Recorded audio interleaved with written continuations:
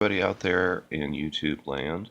So today I'm going to finish up this Groo number 3 on Image Comics. And this is a part 2, so I'll pick up where I left off. He had just had lunch here with his 4-soldier army he had just acquired. And they were saying it was the best meal they'd had in months, but Groo's like, I cannot survive on such small amounts of food. So he says, you men continue marching in place while I go work on general type strategies. And his dog here says, what does he have in mind? So go down. It says, come on, Rufarito, which is the name of his dog. Let's see. Well, let's go hunt for food more filling than that awful meal. He's got his head on the ground here, and it says, I hear 6 yellow antelope approaching. And he jumps out to get them. And it turns out it's these 2 guys. And the dog says, 2 soldiers. And they say, the general. Because they were the 2 that were looking for him. So we get to the next page. And it's he's like, where'd my food go? Have you seen 6 antelope? And they're like, no. But they tell him that the king of Akwai would like to hire him. So he goes over there. And yeah, basically now he's hired by this king too, and that king asks him what does he need for his army, and the dog says right away in his mind, get more soldiers. But Groo is going through this whole thought process of how to improve the 2-man army.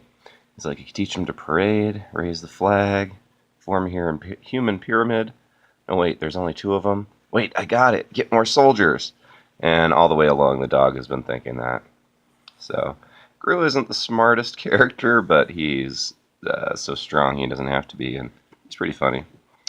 So, anyways, Groo tells him to get more soldiers, and these 2 say they know people who need. My cousin needs work, so does my nephew. So the king's going to conscript some more, or hire some more soldiers. And he's walking back to his 4-man army now, thinking, I must be a great general, Rufarito, his dog. I have 2 armies. You deserve it, Groo. His dog's always real supportive. So, let's see, we're back to the spy with the king in Alba. He says, I saw it with my own eyes, your majesty. The king of Akwai is forming an army for battle. He says, I am unworried. We have a fine general preparing, but do keep me informed. And the spy is just thinking, I will, but you will pay for my information. So that king the spy was just talking to comes out and is looking at Groo and is like, I've heard most dire news. The town of Akwai has a general. And Groo, because Groo is both generals, he's thinking, my fame is everywhere. And he says to the king, yes, the smartest, bravest general in the world. And he says, oh no, we only have 4 men. What could we do? So they kind of go through the same process again of get more men is what we need to do. So here, let's see, here we go. Get more soldiers. So he remembers. So they're going to go through the same process. They're going to find all the troops they can and get them trained up. So this is Groo training the 4 he has now. Let's see. Yeah. So he's like, learn quickly, man. I have things to do in the evening. And he runs back to the other town. He gets there. Now they've got a whole group of guys that he has for an army. And meanwhile, in the other town, they're doing the same thing.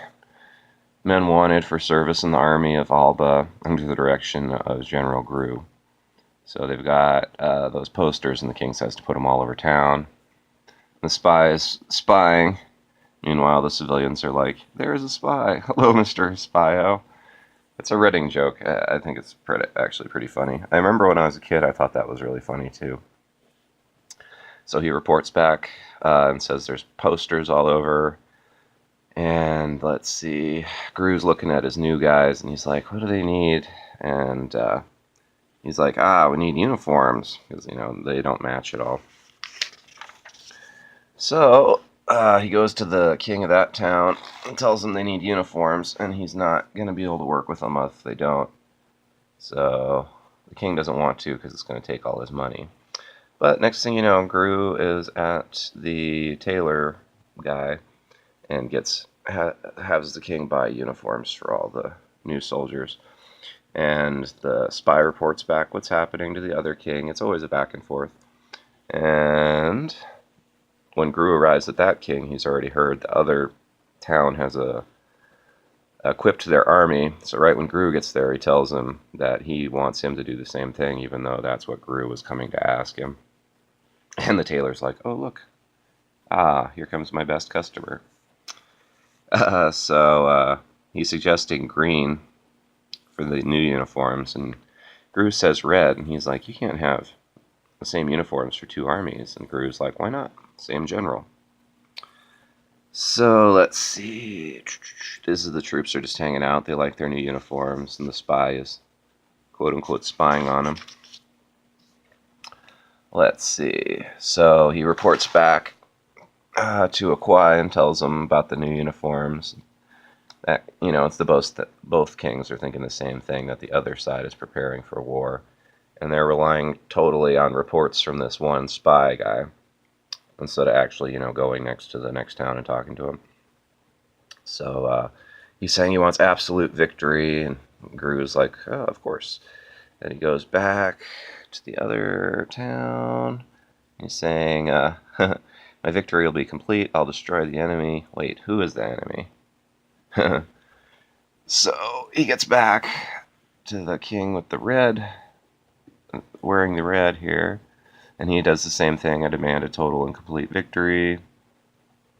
And he's like, of course, but then he's kind of panicking because he's like, he doesn't have an enemy. He's both sides. So both kings demand a total and complete victory, and I have a problem.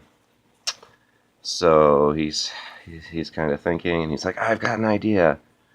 Come, Referito, we must gather an army. And he's like, which one? So let's see. Men of Akwai, we attack in the morning, and he tells them to go meet him at the top of the mountain. And he goes over to the other town and tells that army to meet him also at the same place. So the next morning, at dawn, both armies run up to the top of the hill, and they end up meeting there. And they're like, what are you doing here? Our general told us to meet here. And they're kind of like, well, that's what he told us too. And they start intermingling, and the two towns are right next to each other. So they start like, oh, why do you look familiar?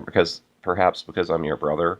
And they're like, oh, well, you're the baker from that town and stuff. So a lot of them all know each other. And then they see Groo coming up, and they're like, there's our general. And the other group is like, that's our general too. So Groo comes up, and he's like, follow me, men, as we march to invade Akula. And they're like, Akula? Isn't that the village with but one, not the village with but one man in its army? Well, this will be a short war. So they're going, and the shepherd from the outskirts runs into the town of Akula and says, army, where's our army? Right here. Raise the alarm. The combined armies of Akwai and Alba are attacking us. I am not afraid of but 6 men. You'd think he would be, but in any case, he looks and he sees it's an entire army coming. What are all those soldiers doing in their armies? And he takes off running. And then we get this splash page. It shows this whole page here, which is the town they're invading. So this is Groo's whole army running in a big circle through the town because they're chasing and looking for the one-man army. We cannot defeat an enemy we cannot find. Meanwhile, he's hiding right here. Get out there and defend us. You're our army. Your army quits. So they're chasing along, and the guy at the very end of Groo's army is eating a chicken leg, just incidentally. And Groo's leading the army has now gone in a complete circle. And he says, there he is. He's eating a chicken leg. Charge. And he's like, I'm not.